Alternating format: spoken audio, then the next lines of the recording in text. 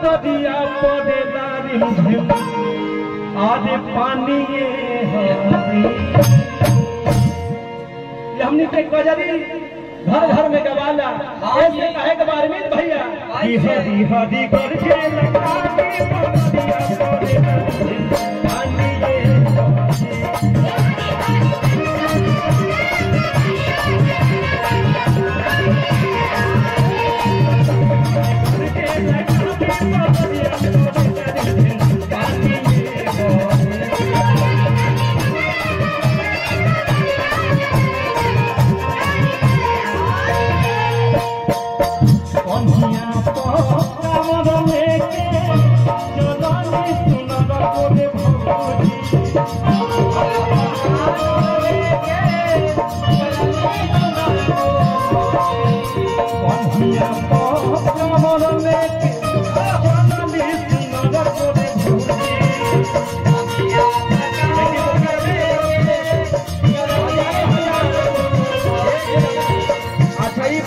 देवघर गइल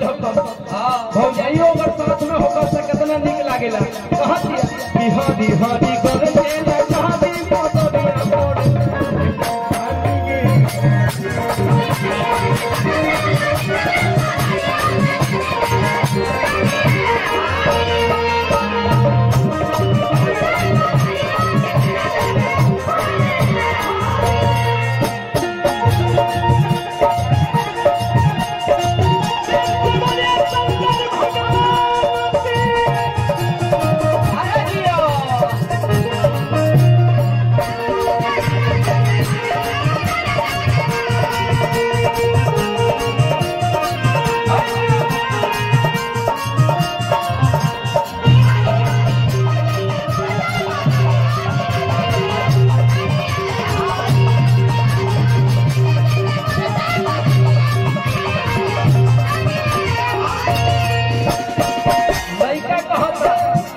अच्छा हम करो के ये नहीं नमः शिवाय हरे हरे भोले